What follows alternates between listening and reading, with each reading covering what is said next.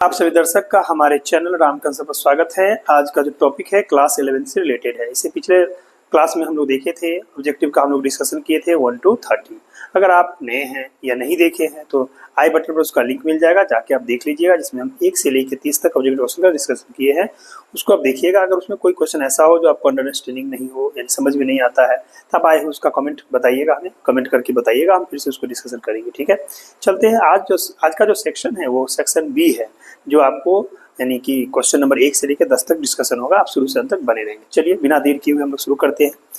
Section आपका B लिखा हुआ है। क्वेश्चन नंबर 1 देखते हैं क्या कहता है। देखिए, क्वेश्चन आपसे पूछा गया था इस बार। क्वेश्चन 1 आपसे क्वेश्चन है, इफ, क्वेश्चन लिख देते हैं ताकि आप समझिएगा। If A equal to, set A equal to है x such that x is a natural number. Natural number समझते होंगे आप लोग, प्राकृतिक संख्या को कहा जाता है नेचुरल नंबर, नेचुरल नंबर। ठीक है, और कहता है एंड यहाँ से 7 less than x, less then है आपका 12। ये सेट ए के बारे में बताया आपको।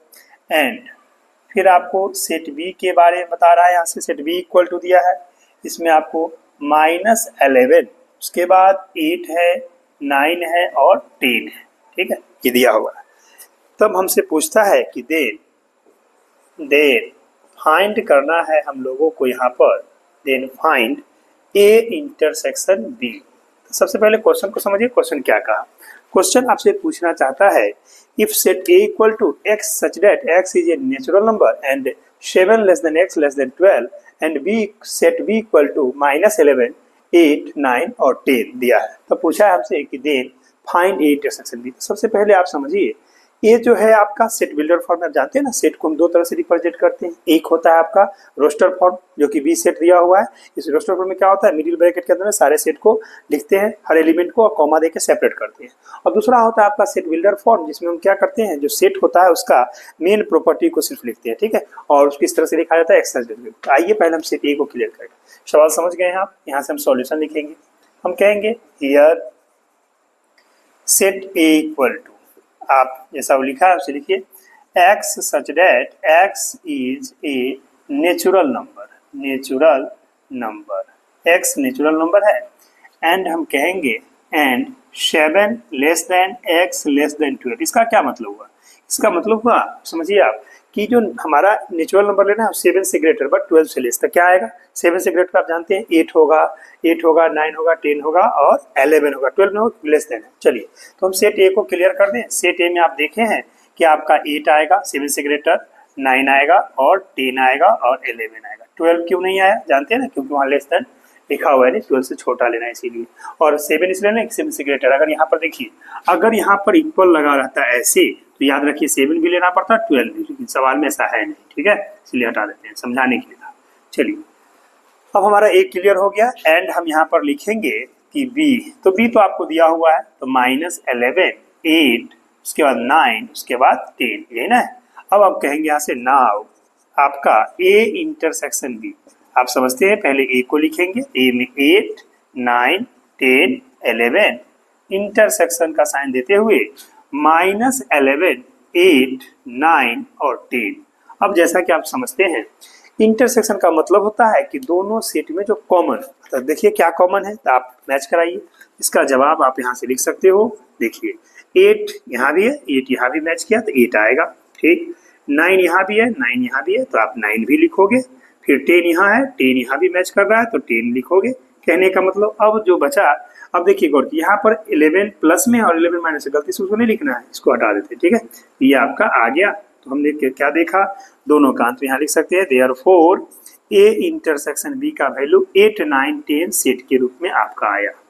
ठीक है, ये था क्वेश्चन नंबर 1। चलते हैं हम क्वेश्चन नंबर 2 की ओर। देखिए क्वेश्चन नंबर 2 क्या पूछा है, आइए पहले क्वेश्चन समझते हैं। क्वेश्चन 2 आपसे पूछा है, इफ यू यानी यूनिवर्सल सेट को बोलते हैं, तो यू इक्वल टू लिखा है आपका सेट के रूप में। क्या क्या दिया देखिए, ए बी सी डी ई, उसके बाद एफ नहीं है, एच दिया हुआ है। ठीक है, ये था यू। कॉमा दे के आपका लिखा है सेट ए। सेट ए में दिया आपका ए और बी, सिर्फ ए और बी दे दिया। ठीक है, चलिए, और एंड बी भी दिया है। सेट बी में आपको, हम सेट बी को लिख देते हैं। सेट बी में आपको दिया है इसमें डी डी ई एच यही दिया होगा, ठीक है, एच। अब देन हमसे फाइंड करने के लिए कहता है कि देन फाइंड, यानी आपको निकालना है क्या, समझिए, इसमें निकालना है आपको ए यूनियन बी का कंप्लीमेंट, यही फाइंड आउट करके लाना है। चलिए हम लोग देखते हैं पहले क्या दोनों में। सबसे पहले आइए सॉल्यूशन, पहले क्वेश्चन समझ गए। क्वेश्चन क्या कहा, क्वेश्चन कहा यू, जैसा कि आप जानते हैं यूनिवर्सल सेट होता है, तो दिया है इसमें A B C D E H, ठीक है। ए सेट में दिया ए बी और बी सेट में दिया डी ई एच, ठीक है। देन फाइंड करना है ए यूनियन बी का कंप्लीमेंट। पहले बता दे, किसी भी सेट का कंप्लीमेंट निकालने का मतलब होता है उसको यूनिवर्सल सेट में से माइनस करना। जैसे ए यूनियन बी का कंप्लीमेंट का मतलब होगा U minus A union B, तो पहले हम ए यूनियन बी निकालते हैं। तो हम कहेंगे यहाँ पर सोल्यूशन में डायरेक्ट यहाँ से लिखते हैं कि A union B is equal to, पहले ए और बी को मिला दीजिए। बताइए में क्या है, ए और बी यूनियन करना है, क्या आएगा इसमें बी में, तो बी में आपका दिया हुआ है डी ई एच। जब दोनों को मिलाइएगा एक साथ मिलाना और इंटरसेक्शन तो कॉमन लेते थे, यहाँ यूनियन है, तो क्या क्या आएगा बताइए। आ जाएगा ए बी यहाँ से हुआ, डी यहाँ से आएगा आपका, ठीक है, ई भी आएगा और एच भी आएगा, ये हो गया आपका ए यूनियन बी। अब हम कहेंगे देयरफॉर ए यूनियन बी का complement equal to U universal set minus A union B. तो अब क्या लिखेंगे, देखिए पहले यूनिवर्सल सेट को लिखते हैं। यूनिवर्सल सेट में क्या है, इसमें आपका A B C D E H और ई एच, ठीक है, जल्दी मिला लीजिए। ए है, ठीक है, बी है, सी है, इसका डी है, ई है, एच है, ये रहा यू का माइनस। अब आपको लाना है ए यूनियन बी। देखिए यूनियन में क्या आया था, ए आया था, बी आया था, डी आया था, उसका ई आया था, एच आया था। इसमें गौर से देखिए क्या लिखाएगा, आप जानते हैं दोनों का माइनस करने का मतलब क्या होता है। हम इस यू का वह एलिमेंट लिखेंगे जो इसमें नहीं होगा। गौर कीजिए, ए से ए कैंसिल, बी से बी कैंसिल, यहाँ सी है बट उसमें सी नहीं इसलिए सी लिखाएगा, ठीक है। उसके बाद डी से डी कैंसिल, ई से ई कैंसिल, एच, यानी ओनली फॉर सी बचेगा, यही आपका आंसर सीट आएगा। यानी हम यहाँ से लिख सकते हैं ए यूनियन बी के कंप्लीमेंट इतना हुआ, तो हेंस लगा दीजिए, हेंस देके हम बोल देते हैं हेंस ए यूनियन बी का कंप्लीमेंट का वैल्यू क्या आया, सी आया, सेट सी आया। चलिए ये था आपका क्वेश्चन नंबर 2। चलते हैं हम लोग क्वेश्चन नंबर 3 की ओर। क्वेश्चन 3 क्या पूछता है, देखिए क्वेश्चन नंबर थर्ड में क्या दिया है क्वेश्चन, यहाँ से लिखिए, कोई दिक्कत नहीं। क्वेश्चन नंबर 3, आइए पहले क्वेश्चन को समझते हैं। क्वेश्चन क्या है, राइट ऑल सबसेट, देखिए right all subsets of set ए दिया है, सेट ए लिखिए, सेट ए इक्वल टू, इसमें क्या है, ए में पी क्यू आर है, पी है आपका, आर है और एस, क्यू नहीं है, ठीक है। पी आर एस सेट है, समझ रहे हैं, और उसका ऑल सबसेट को राइट करना है, क्लियर। जैसे कि आप जानते हैं किसी भी सेट का अगर ऑल सबसेट लिखना है तो क्या क्या लिखेंगे। सबसे पहले आप याद रखेंगे empty set is a subset of every set, यानी फाई जो होता है सबका सबसेट होता है। दूसरा every set is a subset of itself, यानी प्रत्येक सेट अपने आप का क्या होता है, यानी उपसमुच्चय होता है, हिंदी में उसको बोलते हैं। तो चलिए हम जानते हैं, इसके में आपको पता है कि अगर 3 एलिमेंट है तो टोटल सबसेट कितना होगा, 2 टू दी पावर n होता है फार्मूला। तो आप 2 पर पावर 3 रखेंगे तो उसको 3 गुना 6 नहीं पड़िएगा, 2 दूनी 4 दूनी 8 आएगा, टोटल 8 सबसेट होगा। तो यहाँ डायरेक्ट लिखते हैं सॉल्यूशन देके कि all subsets of A set A R, set ए का ऑल सबसेट जो होगा उसको लिख रहे हैं। चलिए क्या क्या आएगा बताइए। तो इसमें आपका सबसे पहले फाई को लिखेंगे, फिर हम एक एलिमेंट पी को लिखेंगे, फिर हम आर को लिखेंगे मिडिल ब्रैकेट में, फिर हम एस को लिखेंगे, ठीक है। अब एक का हो गया, अब दो का पेयर बनाएंगे। तो सबसे पहले आप पी और आर को लिखिए, फिर आप पी और एस को लिखिए इस तरह से मिडिल ब्रैकेट में, फिर आप आर और एस को लिखिए, तो आर और एस इस तरह से लिखिए। इन 2 का पेयर 1 2 3 4 5 6 7 हो गया। अब तीनों लिख दीजिए एक साथ, तो क्या होगा, देखिए इसमें आ जाएगा पी आर और एस, इस तरह से कुल मिला के काउंट करोगे कितना आ जाएगा, 8 आ जाएगा आपका, ठीक है। ये आपका टोटल सबसेट लिखा गया, ठीक है। क्या सब टोटल सबसेट लिखना था, right all subset of the set ए, सारा सबसेट हमने लिख दिया। टोटल देख लीजिए काउंट करके आप 8 होगा, 1 2 3 4 5 6 7 8, ठीक है, यानी टोटल आ गया। चलिए अगला क्वेश्चन की ओर बढ़ते हैं, क्वेश्चन नंबर 4 देखते हैं। क्वेश्चन 4 क्या कहता है, देखिए क्वेश्चन नंबर 4 आपसे पूछा है if set A equal to, इसमें दिया हुआ है आपका 1 से लेके 5 तक कंटिन्यू, तो 1 2 3 4 5, ठीक है, ये दिया है। कॉमा देके लिखते हैं सेट बी जो दिया है उसमें आपका एलिमेंट है 1 3 5 7, 1 3 5 7, ठीक है, ये दिया हुआ है, क्लियर। एंड सेट सी भी दिया है, एंड हम लोग सेट सी को भी लिख लेते हैं। सेट सी में हम देख पा रहे हैं इसमें 2 4 6 8 है, लिख देते हैं 2 4 6 8, ये दिया हुआ है। अब क्या फाइंड करना है, देन फाइंड, हमसे पूछता है देन फाइंड, यानी आपको फाइंड करना है। यहाँ पर क्या लाना है मालूम है, देखिए आपको निकालना है ए यूनियन, ऐसे A union B union C, इसका वैल्यू निकालना है, तीनों को मिला देना है। तो आप जानते हैं कि अगर पहले हम ब्रैकेट क्लियर कर ले तो बी यूनियन सी निकालेंगे, फिर ए के साथ हम उसका यूनियन कर देंगे। तो हम लोग यहाँ से इसको डायरेक्ट लिखते हैं सॉल्यूशन। देखिए हम यहाँ से पहले बी यूनियन सी करते हैं। बी यूनियन सी का मतलब बी और सी को मिलाना, तो आपके सामने यहाँ लिखा हुआ है बी यूनियन सी, तो फिर लिख दीजिए बी का वैल्यू 1 3 5 7, ठीक है, यूनियन अब क्या है तो सी का लिख दीजिए 2 4 6 8, ठीक है। अब बताइए दोनों को मिलाइएगा तो क्या मिलेगा, यहाँ से आपका 1 आएगा, वहां से आपका 2 आएगा, यहाँ से 3 आएगा, यहाँ से 4 आएगा, वहां से 5, यहाँ से 6 वहां से, और 7 आया इधर से, और 8 आपका इधर से। टोटल मिला के 1 2 3 4 5 6 7 8 तक आ गया, क्लियर। ये था आपका A union B union C. अब हम कहते हैं कि देयरफॉर हमें क्या निकालना है, ए यूनियन ब्रैकेट में बी यूनियन सी, इस तरह से, ठीक है। तो आप दोनों को वैल्यू बैठा दीजिए। चलिए हम वैल्यू बैठाते हैं, तो क्या लिखेंगे, पहले हम ए का मान, ऊपर में लिखा हुआ है तो ऊपर में ए का मान देखिए क्या क्या दिया हुआ है, ऊपर में है 1 2 3 4 5, ठीक है, और यूनियन देते हुए हम यहाँ लिख देते हैं यूनियन। देखिए इसका ऊपर में क्या आया है, इसका 1 2 3 4 5, उसके बाद 6 7 और 8, कुल मिला के 8 आया है। अब सबको अगर हम मिलाते हैं तो फाइनली कोई फर्क नहीं पड़ेगा, तीनों मिल जाएगा, यानी जितना आपका बी यूनियन सी हुआ था दोनों में कुछ अंतर है, 2 यहाँ से 3 यहाँ से नहीं, डायरेक्ट मिला दीजिए तो क्या आ जाएगा, डायरेक्ट आप लिख सकते हो यहाँ से 1 2 3 4 5 6 7 8, और कहाँ तक गया 8 तक ना, मैक्सिमम आपका 8 तक है, टोटल 8 तक शामिल हो जाएगा।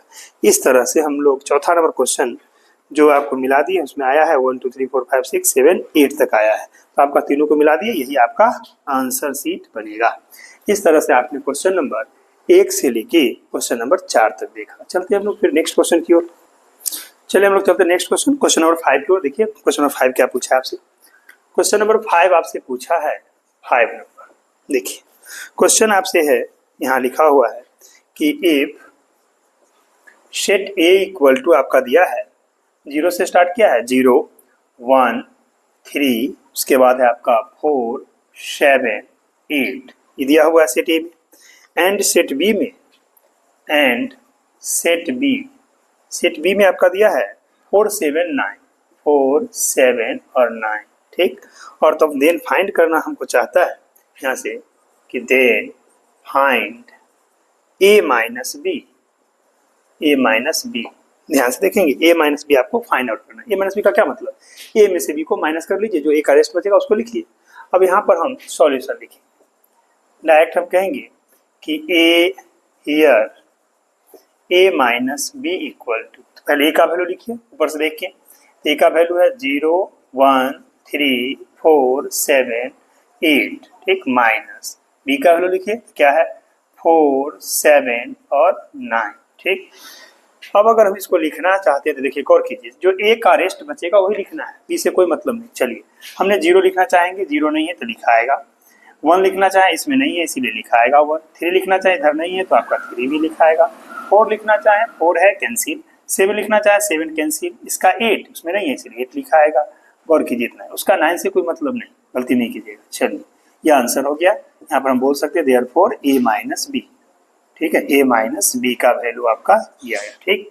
अगर ए माइनस, अगर इसी जगह हम एक्स्ट्रा में आपको बता दें नोट में, अगर आपसे पूछता कि बी माइनस ए क्या होगा तो पहले बी को लिखेंगे, तो बी का सेट क्या है तो 4 7 और 9, माइनस आपको करना होगा ए का, तो 0 1 3 4 7 8।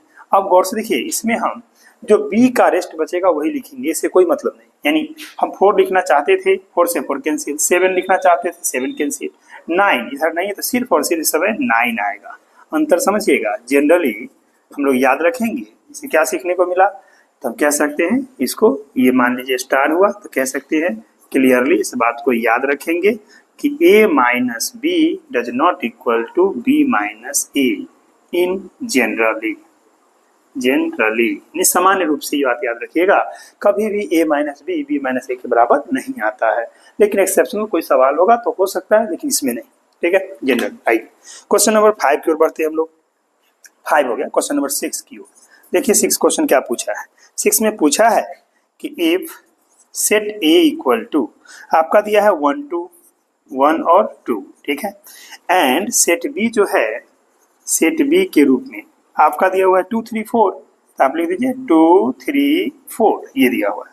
अब कहना चाहता है आपसे कि फाइंड क्या करना है। सो देखिए, कहता है यहाँ से लिख दें कि देन फाइंड करना है हमको यहाँ b क्रॉस ए। याद रखिएगा, b क्रॉस ए का अलग मतलब होगा और a क्रॉस b का अलग मतलब होगा, तो हमें b क्रॉस ए चाहिए। हम डायरेक्ट यहाँ से सॉल्यूशन लिख रहे हैं, कहेंगे b cross a is equal to, पहले किसका एलिमेंट लिखाएगा, तो जो पहले है b, तो b को लिखिए, तो b में आएगा आपका 2 3 4, क्रॉस का साइन देंगे, फिर हम लिखेंगे यहाँ पर 1 2। तो इस समय इसका जो रिजल्ट होगा वो पहले आप इस पहला एलिमेंट b का होगा, तो 2 के साथ पेयर बनेंगे, 2 को पकड़िए 2 के साथ, तो 2 1, ठीक है, एक ऑर्डर पेयर। फिर हम आगे बढ़ते हैं 2 को 2 के साथ, तो 2 2, 2 का कहानी खत्म। अब हम चलते हैं 3 की ओर, तो क्या बनेगा 3 1 ऑर्डर पेयर, फिर बनेगा 3 का 2 के साथ, तो 3 2, फिर आप बनाइए 4 से, तो 4 1, ठीक है, फिर आप बनाइए 4 को 2 से, तो 4 2, ये हुआ आपका, मिडिल में बंद कर दीजिए, ये आपका आया देयरफॉर b क्रॉस a का वैल्यू।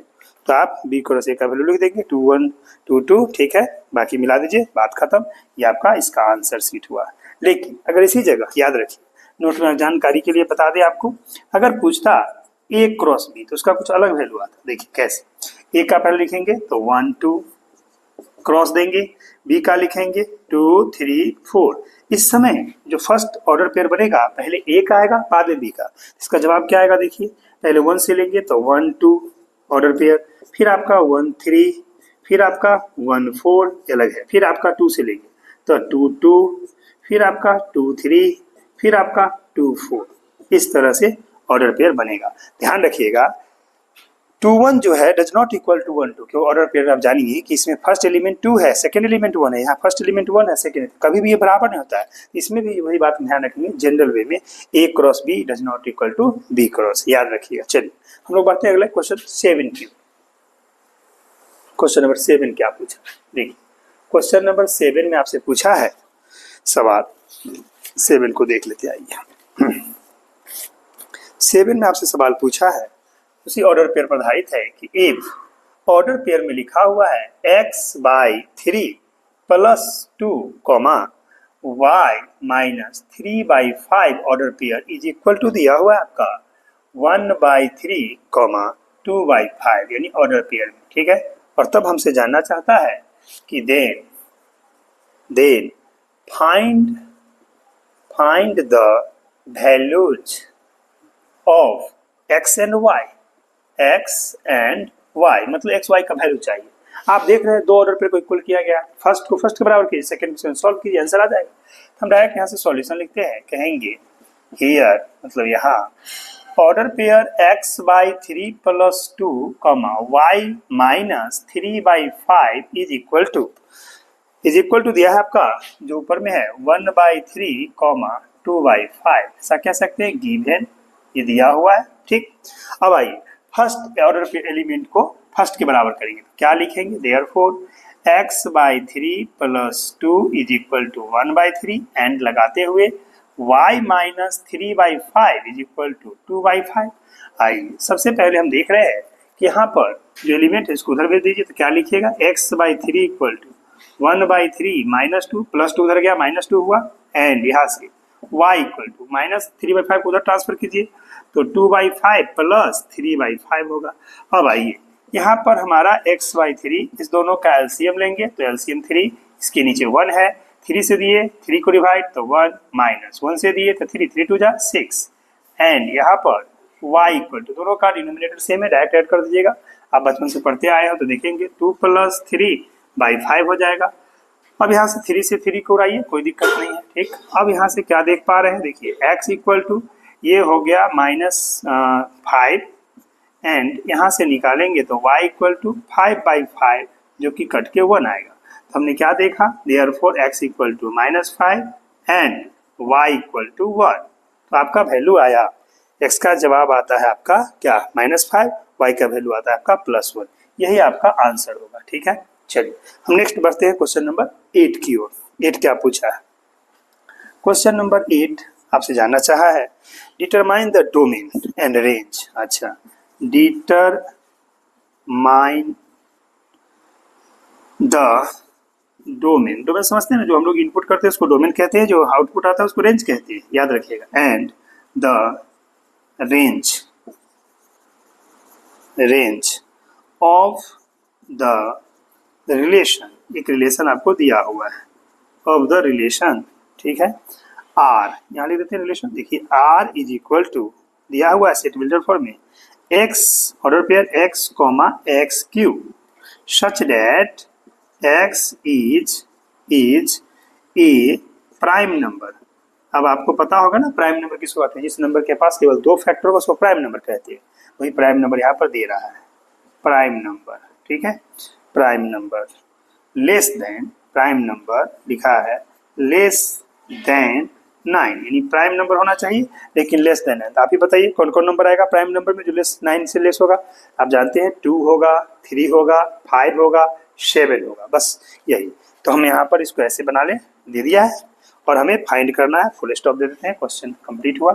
आइए हम सबसे पहले आर को सजाएंगे, सॉल्यूशन हम लिखेंगे here R is equal to, ठीक है। तो क्या क्या दिया है देखिए, इसमें दिया हुआ है आपका x क्यूब। तो आप समझ रहे हैं x का वैल्यू क्या क्या होगा, प्राइम नंबर जो 9 से लेस है तो आपका 2 जो हम बताए हैं कौन कौन, तो 2, 3, 5, 7, बस 4 नंबर आ रहे थे। लिखिए पहले आप यहाँ पर 2 डालोगे, प्राइम 2 का क्या करना है क्यूब, तो मालूम है 2 का क्यूब 8 होता है, तो यहाँ पर 8 डालोगे। चलिए 3 प्राइम नंबर है नेक्स्ट, तो 3 का क्यूब आप जानते हो कि 27 होगा। फिर आप 5 लोगे प्राइम नंबर, तो हमने यहाँ 5 लिया, 5 का क्यूब 125। फिर हम 7 लेंगे, अब 7 का क्यूब करेंगे तो कितना आ जाएगा, 7 7 जा देख लीजिए 49, और 49 को अगर मान लीजिए मल्टीप्लाई करते हैं 7 से, है ना, तो 9 7 63 के 3 6, 28 6 34 यानी 343 आपका याद रखना है, क्यूब है या तो ठीक 343 आएगा, 343 ये रहा, ऑर्डर पे बना दिए। इस तरह से आर निकल गया। अब क्या पूछना चाहता है हमसे, पूछना चाहता है डोमेन और रेंज। आपको बता दें फर्स्ट एलिमेंट जो होता है कोई भी रिलेशन का वो डोमेन कहलाता है, सेकेंड एलिमेंट उसका रेंज। तो आप डायरेक्ट कहेंगे कि देयरफॉर डोमेन ऑफ आर यानी फर्स्ट एलिमेंट, देखिए 2 है, 3 है, 5 है, 7 है, तो लिखिए 2, 3, 5, 7, यही आपका हो गया यानी डोमेन। एंड रेंज पूछा है तो हम लिख देते हैं and range of R. Range किसको बोले थे, सेकेंड एलिमेंट। बताइए सेकेंड एलिमेंट कौन है ऑर्डर का, 8, 27, 125 और 343। तो आप लिखिए 8, 27, उसके बाद 125, उसके बाद 343, ये रेंज हुआ। अब हम दोनों को घेर के आंसर ले देते हैं इस तरह से, यही आपका आंसर है दोनों का। चलिए अभी हम लोग क्वेश्चन नंबर 5, 6, 7 और 8 देखा। अब हम लोग बढ़ते हैं नेक्स्ट क्वेश्चन नंबर की ओर। चलते हैं हम लोग नेक्स्ट क्वेश्चन, क्वेश्चन नंबर आपका 9 होगा। देखिए क्वेश्चन नंबर 9 क्या कहता है। आइए क्वेश्चन नंबर 9 आपसे पूछा है, यहाँ लिख देते हैं। क्वेश्चन है आपका कि let f of x function का है, x² दिया है, एंड आपका g ऑफ x दूसरा फंक्शन है जिसका वैल्यू आपका 3x + 2 दिया है, ठीक है। अब कहता है b two real function, two real functions, ये दोनों रियल फंक्शंस हैं, ठीक।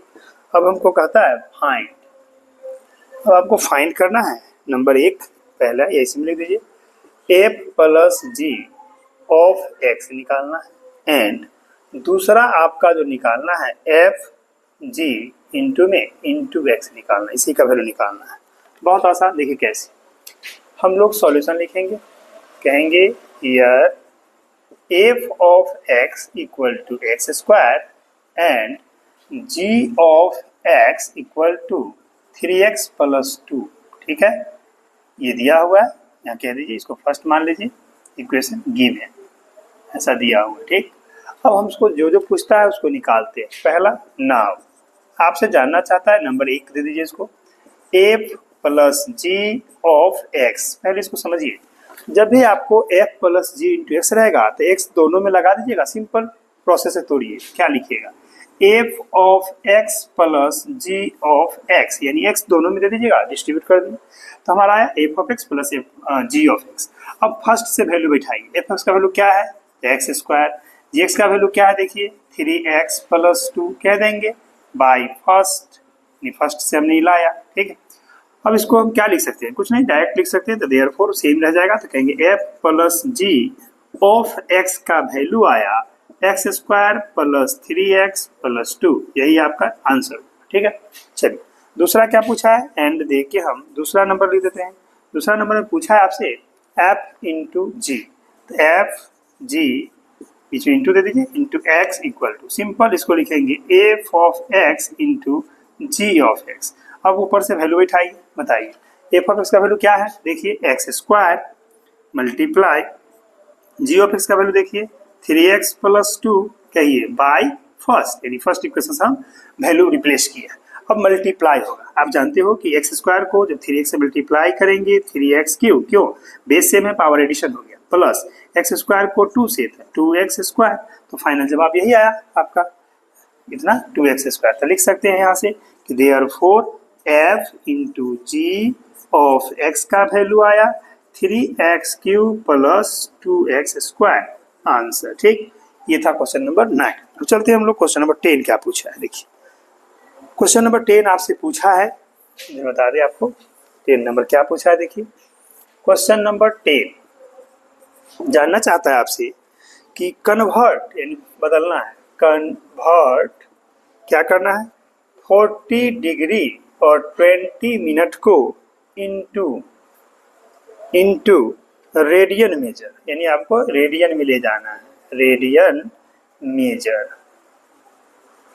मेजर में इसका वैल्यू चाहिए। ठीक है यार, चलिए, यानी आपको डिग्री से रेडियन में बदलना है। तो सबसे पहले कंसेप्ट जानते हैं आप, अगर जानते हैं तो ठीक, कि जब भी हमको डिग्री को रेडियन बदलना है तो याद रखिएगा 180 डिग्री बराबर पाई रेडियन होता है, इस बात को ध्यान में रखेंगे।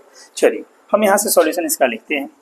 सबसे पहले हम इसमें कहेंगे कि जो 20 मिनट है ना उसको डिग्री में बदलते हैं। आपको मालूम है कि 1 डिग्री इज इक्वल टू होता है, यानी 1 right angle equal to 90 degree, और फिर उसका जो 1 डिग्री होगा ना वो हमारा होगा 60 मिनट, और फिर उसका 1 मिनट को 60 इक्वल पार्ट में डिवाइड करोगे तो 1 मिनट इक्वल टू 60 सेकेंड, याद रखिए। तो हम यहाँ से सबसे पहले मिनट को डिग्री मिलाते हैं, तो हम लिखेंगे यहाँ से कि 20 मिनट इक्वल टू, क्या करेंगे, 20 को हम 60 से डिवाइड करेंगे, ये हो जाएगा डिग्री, डिवीजन डाल देंगे कि since 1 degree equal to 60 minute, याद रखिएगा। अब आइए 0 से 0 कैंसिल, तो यहाँ से 2 1 जा 2 3 जा, क्या आया, तो हम कह सकते हैं इसको कि देयरफॉर 20 जो मिनट है वो 1/3 डिग्री के इक्विवेलेंट है, यानी इक्वल है। ठीक है, अब आइए, अब हम कहेंगे कि देयरफॉर, तब हम यहाँ से 20 नहीं 40 है, आप लिखिए 40 degree 20 minute equal to 40 plus इसका वैल्यू 1/3 है होल का डिग्री। अब हम क्या करेंगे, दोनों का एलसीएम लेते हैं, 40 दिया 120, 120 प्लस 1/3 इतना डिग्री। अब हमारे पास आ गया 121/3, ठीक है, तो इतना डिग्री। ठीक, अब डिग्री को बदलना है किसमें, तो ले जाना है रेडियन में, कहा है ताई। रेडियन में बदलने के लिए सिंपल आप याद रखेंगे 121 यानी 121 बाई इतना को मल्टीप्लाई क्या करना है, आपको पता है ना कि 180 डिग्री बराबर पाई रेडियन, तो 1 डिग्री बराबर पाई बटा 180 होता है, तो आप इसको ऐसे लिखिए पाई बटा 180। ठीक है, ये बदल गया रेडियन में, सी सर्कुलर मेजरमेंट। अब गुना कर देते हैं, क्या कटेगा, नहीं कटेगा तो आप गुना कर दीजिए डायरेक्ट, तो लिखिएगा यहाँ से आपको 121 पाई बटा 18 × 54 540 इतना रेडियन, मेजरमेंट होगा, ये आपका आंसर होगा। अंत में यहाँ लिख सकते हैं हैंस, देखिए hence 40 degree 20 minute equal to कितना आया, तो 121 पाई बाई 540 रेडियन। अभी आपने क्वेश्चन नंबर 9 और 10 को देखा। इस तरह से हम लोग इस वीडियो में क्वेश्चन नंबर 1 से लेके क्वेश्चन नंबर 10 तक डिस्कशन किए हैं, ठीक है। फिर हम लोग नेक्स्ट वीडियो में इसका जो लॉन्ग टाइप क्वेश्चन होगा क्वेश्चन नंबर 11 से लेके हम 15 डिस्कशन करेंगे। अगर आपको इस क्वेश्चन नंबर 1 से लेके 10 तक में जो क्वेश्चन आपको अच्छी तरह समझ आया, कमेंट बॉक्स में जरूर कमेंट कर बताएंगे कि कौन सा क्वेश्चन आपको सबसे अच्छा लगा, या जल्दी आप समझ गए या आपको लगा कि नहीं आसान है, ठीक है। और ये भी बताएंगे कि कौन सा क्वेश्चन है जो आपको टफ लगा या डिफिकल्ट लगा, जो आपको समझ में नहीं आया। कमेंट बॉक्स में जरूर कमेंट करके बताएंगे आपको कि कौन अच्छा लगा, कौन समझ में आया, कौन नहीं आया। चलिए, यहाँ तक वीडियो देखने के लिए धन्यवाद।